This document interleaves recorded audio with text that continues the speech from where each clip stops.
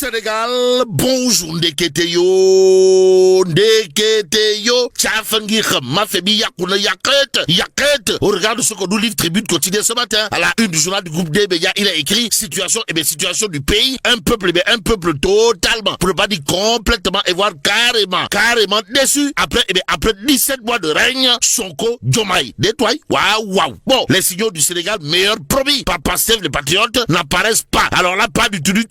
Informe Tribune quotidien avant d'ajouter, il y a de plus en plus de pauvres et de chômeurs. Bon, de plus en plus de Sénégalais s'enfoncent dans la misère, révèle Tribune quotidien. Voilà, bon, sommes-nous tentés de dire, que retenir d'autres autour de cette actualité relative à la situation du pays, avec à la clé un peuple déçu après 17 mois de règne Sonko Diomaye. Sinon ce que nous lit Tribune quotidien, à savoir manger à sa faim est devenu un luxe pour les populations. Et plus qu'il est dit, coule fesse l'eau, molle yaplo, le Dakarois continue de retenir un titre, Kourbaïfal et Moldebouride. De quoi s'agit-il, ouais?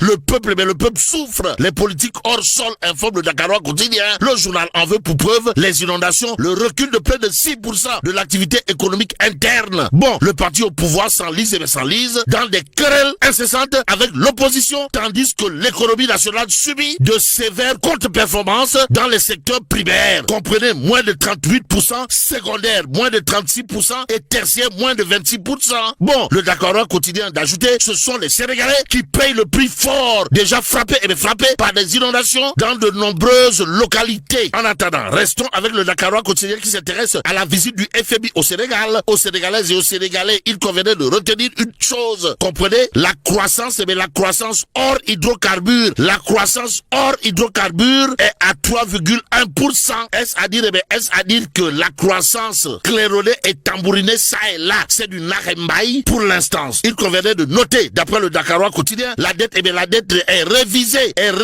à 118,8% du PIB fin 2024. Y a-t-il lieu là de dire Euskei ou Tchei, tout compte fait? Le quotidien de parler de coopération entre le Sénégal et le FMI. Pourquoi faire? Pour nous renseigner, l'État propose un nouveau programme. Après l'audit du cabinet Forvis Mazar, les chiffres falsifiés soumis au conseil d'administration, informe en tout cas le quotidien.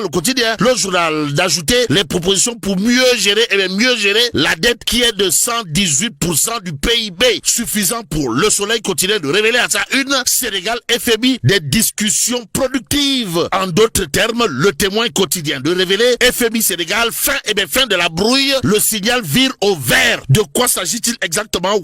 Le Témoin quotidien de parler d'un stock de la dette révisé de